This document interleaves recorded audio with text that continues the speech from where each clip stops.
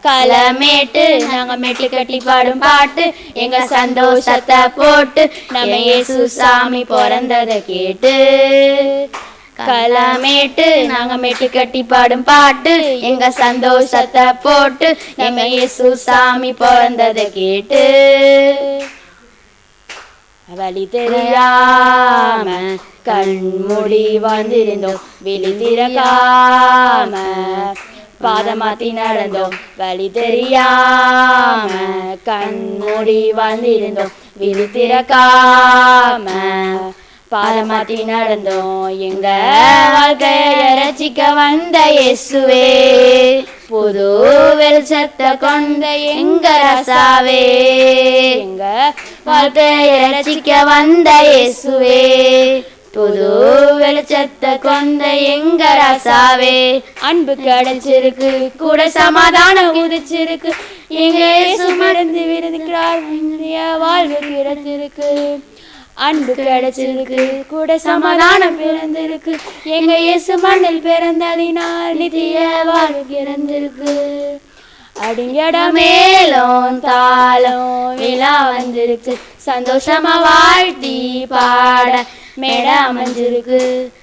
அடிங்கடமேலும் தாளம் விழா வந்திருக்கு, சந்தோஷமா வாழ்த்தி பாட மேட அமைஞ்சிருக்கு. ஹாய் ஃப்ரெண்ட்ஸ், எல்லோரும் நல்லா இருக்கீங்களா? கத்தருக்குள்ளே சந்தோஷமாக இருக்கீங்களா? ஓகே குட்டீஸ், இன்றைக்கி என்ன ஸ்டோரி அப்படின்னா, பரமசேனையின் திரள் தேவனை துதித்தார்கள். ஓகேவா? அதாவது மேய்ப்பர்கள் எல்லாரும் வயல்வெளியில் அவங்க அந்த ஆடுகள் எல்லாம் மேய்ச்சிட்டு அவங்க அந்த வயல்வெளியில் தங்கி இருந்து அந்த ராத்திரியில் அந்த மந்தையை காத்துக்கிட்டு இருந்தாங்களாம்ப்பா. அந்த மந்தையை பார்த்துட்டு இருந்தாங்களாம். அப்போ ரொம்ப குளிராக இருந்துச்சான் அந்த இடமே, பயங்கர பனியாக இருந்துச்சான். அப்போ கர்த்தருடைய தூதன் அவரிடைகளத்தில் தோன்றினாராம்ப்பா.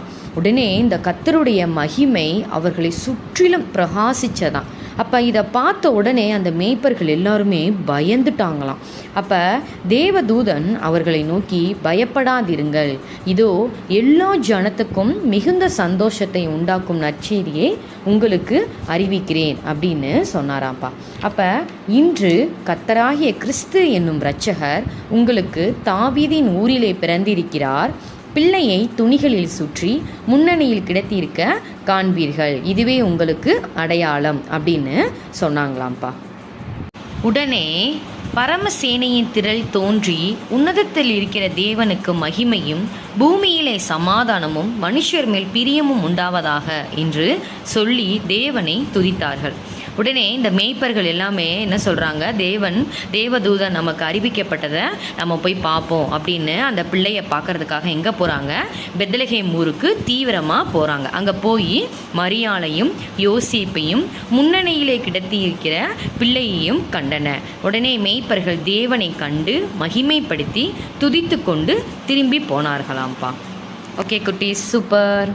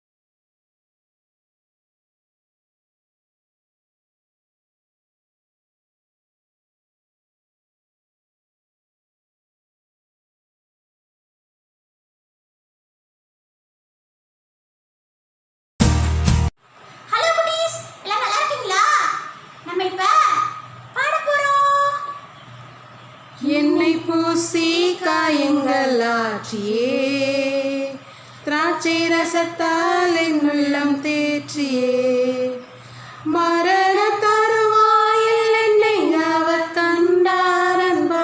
எரிகோ நகர் வீதி தனிலே.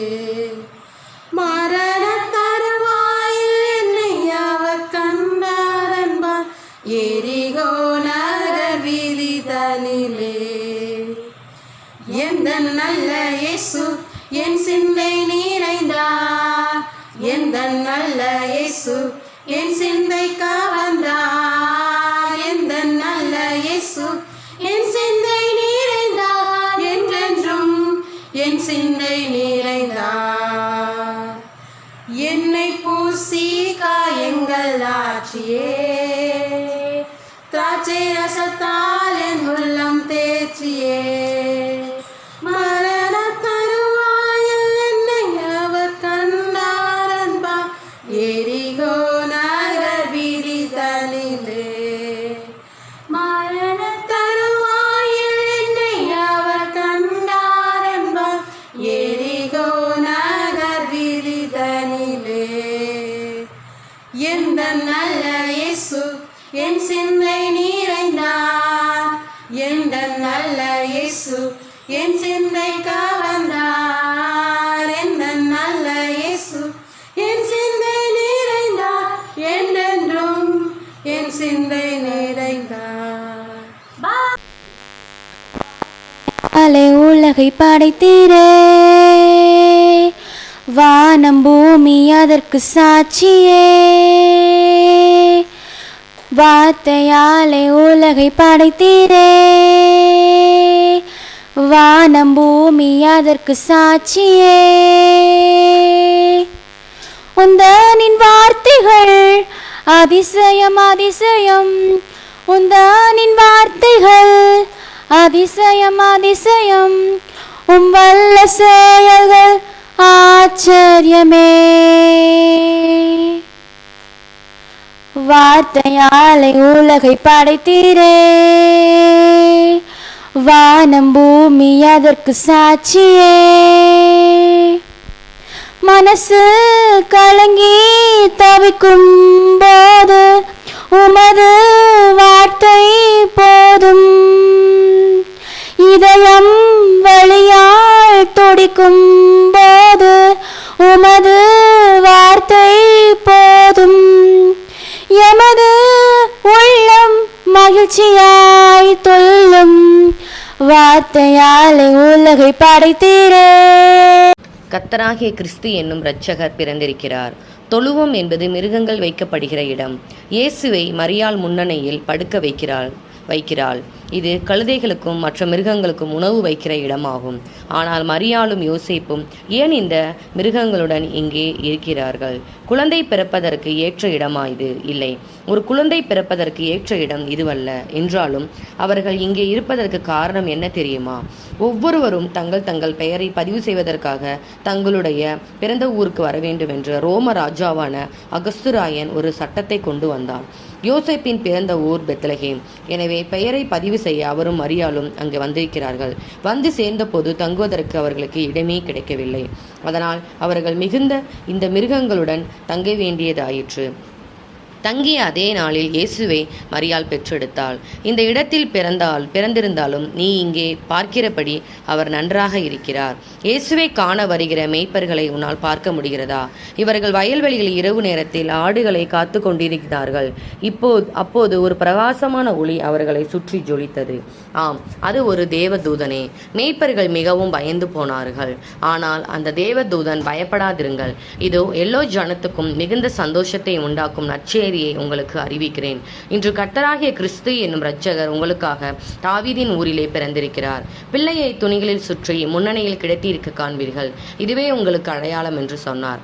அப்போது திடீரென பரமசேனையின் திரள் அந்த தேவ தூதனுடன் தோன்றி, உன்னதத்தில் இருக்கிற தேவனுக்கு மகிமையும் பூமியிலே சமாதானமும் மனுஷர் மேல் பிரியமும் உண்டாவதாக என்று சொல்லி தேவனை துதித்தார்கள். அதனால் இந்த மேய்ப்பர்கள் இயேசு இருக்கும் இடத்தை கண்டுபிடிக்க அவசரமாக சென்றார்கள். கடைசியில் அவரை கண்டுபிடித்து விட்டார்கள். இயேசு என்னும் இவ்வளவு விசேஷித்தவராக இருக்கிறார் என்று உனக்கு தெரியுமா? அவர் உண்மையில் யார் என்று தெரியுமா? இந்த புத்தகத்தில் ஆரம்ப கதையில் கர்த்தருடைய முதல் குமாரனை பற்றி சொல்லப்பட்டிருந்தது ஞாபகம் இருக்கிறதா? தானே. வானங்களையும் பூமியையும் மற்ற எல்லாவற்றையும் உண்டாக்குவதில் தேவனுடன் வார்த்தையாயிருந்த குமாரனே இந்த இயேசு. ஒரு புதிய ராஜாவை அனுப்புவேன் என்றும் அந்த ராஜா ஜனங்களுக்கு சமாதானத்தை கொண்டு வருவார் என்றும் கர்த்தர் இஸ்ரவேலருக்கு வாக்கு கொடுத்திருக்கிறார். அவர்தான் இயேசு. இயேசு பிறந்து விட்டார் என்ற செய்தியை ஜனங்களுக்கு சொல்வதில் அந்த தேவ தூதர்கள் ஏன் அவ்வளவு சந்தோஷப்பட்டார்கள் என்று இப்போது உனக்கு புரிகிறதா? ஆமென்.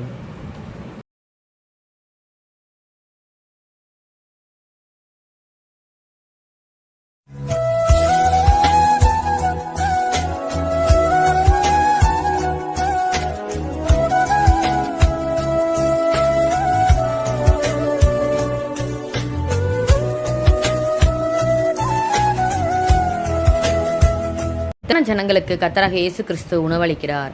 பயங்கரமான ஒரு சம்பவம் நடந்துவிட்டது. ஆம், யோவான் ஸ்நானன் கொலை செய்யப்பட்டு விட்டார். ராஜாவின் மனைவி ஏரோதியாளுக்கு அவரை பிடிக்கவில்லை. அதனால் ராஜாவை பயன்படுத்தி யோவானின் தலையை வெட்ட செய்துவிட்டாள். இதை கேள்விப்பட்ட இயேசு மிகவும் கவலைப்படுகிறார். தன்னந்தனியாக ஒரு இடத்திற்கு போகிறார். ஆனால் ஜனங்கள் அவரை பின்தொடர்கிறார்கள். அந்த கூட்டத்தை பார்த்து இயேசு மனதுருகிறார். அதனால் அவர்களிடம் தேவனுடைய ராஜ்யத்தை பற்றி பேசுகிறார். நோயுற்றவர்களை சுகப்படுத்துகிறார். அந்த சாயங்கால வேளையில் அவருடைய சீசர்கள் அவரிடம் வந்து, ஏற்கனவே ரொம்ப நேரமாகிவிட்டது, ஆள் நடமாட்டம் இல்லாத இடமாய் வேறு இருக்கிறது. அதனால் பக்கத்தில் உள்ள கிராமங்களுக்கு சென்று ஏதாவது சாப்பாடு வாங்கிக் கொள்வதற்கு இந்த ஜனங்களை அனுப்பிவிடுங்கள் என்று சொல்கிறார். அதற்கு இயேசு, அவர்கள் போக வேண்டாம், சாப்பிட நீங்களே ஏதாவது அவர்களுக்கு கொடுங்கள் என்கிறார். பிறகு பிலிப்புவிடம் திரும்பி, இந்த ஜனங்கள் எல்லோருக்கும் சாப்பிட கொடுக்க நாம் எங்கே போய் உணவு வாங்கலாம் என்று கேட்கிறார். ஆளுக்கு கொஞ்சம் உணவு வாங்குவதற்கு கூட எக்கச்சக்கமான பணம் வேண்டியதா இருக்குமே என்று பிலிப்பு பதிலளிக்கிறார். இதோ இந்த பையனிடம் 5 வார்கோதுமை அப்பங்களும் 2 மீன்களும் இருக்கின்றன. ஆனால் இது எல்லா ஜனங்களுக்கும் போதாதே என்று அந்திரேயா சொல்கிறார். ஜனங்களை புல்தரையில் உட்கார சொல்லுங்கள் என்று இயேசு கூறுகிறார். பிறகு அந்த அப்பங்களை எடுத்து ஸ்தோத்திரம் பண்ணி சீசர்களிடம் கொடுத்தார். சீசர்கள் பந்தியிருந்தவர்களுக்கு கொடுத்தார்கள். அப்படியே மீன்களையும் அவர் எடுத்து அவர்களுக்கு வேண்டிய மட்டும் கொடுத்தார். அங்கே 5000 ஆண்களும் இன்னும் பல ஆயிரக்கணக்கான பெண்களும் பிள்ளைகளும் இருக்கிறார்கள். அவர்கள் எல்லோரும் வயிறு நிறைய சாப்பிடுகிறார்கள். சாப்பிட்டது போக மீதி 12 கூடைகள் சேர்க்கப்படுகின்றன. இப்போது படகில் ஏறி கலிலேயா கடலுக்கு அப்பால் செல்லும்படி இயேசு தமது சீசர்களிடம் சொல்கிறார். அவர்கள் பயணம் செய்து கொண்டிருக்கும் போது இரவில் ஒரு பெரிய புயல் வீசத் தொடங்குகிறது. அலைகள் அந்த படகை இப்படியும் அப்படியும் தூக்கி போடுகின்றன. சீசர்கள் ரொம்பவும் பயந்து விடுகிறார்கள். அப்போது நடு ஜாமத்தில் யாரோ தங்களை நோக்கி தண்ணீர் மேல் நடந்து வருவதை பார்க்கிறார். பயத்தில் அலறுகிறார்கள். ஏனென்றால் தாங்கள் பார்க்கிறது என்னவென்று அவர்களுக்கு தெரியவில்லை. பயப்படாதிருங்கள், நான் தான் என்று இயேசு சொல்கிறார். அவர் அப்படி சொல்லியும் அவர்களால் நம்ப முடியவில்லை. அதனால் பேதுரு, கர்த்தரே, இது உண்மை நீர்தான் என்றால் தண்ணீர் மேல் நான் நடந்து உம்மிடத்தில் வரும்படி சொல்லும் என்கிறார். அதற்கு இயேசு, வா என்று கூப்பிடுகிறார். பேதுரு படகிலிருந்து இறங்கி தண்ணீர் மேல் நடக்கிறார். அப்படி நடக்கும் பொழுது திடீரென அவருக்கு பயம் உண்டாகி தண்ணீரில் மூழ்க ஆரம்பிக்கிறார். ஆனால் இயேசு அவரை காப்பாற்றி விடுகிறார். பிற்பாடு இயேசு மறுபடியும் ஆயிரக்கணக்கான ஜனங்களுக்கு உணவளிக்கிறார். இந்த சமயத்தில் அவர் 7 அப்பங்களையும் சில சிறிய மீன்களையும் வைத்து அவ்வாறு உணவளிக்கிறார். மறுபடியும் எல்லோருக்கும் ஏராளமான உணவு கிடைக்கிறது. இயேசு எவ்வளவு நன்றாக மக்களை கவனிக்கிறார் அல்லவா? அப்படியானால் தேவனுடைய ராஜ்யத்தில் அவர் ராஜாவாக ஆட்சி செய்யும் பொழுது எதை பற்றியுமே நாம் கவலைப்பட வேண்டியதாய் இருக்காது. ஆமென்.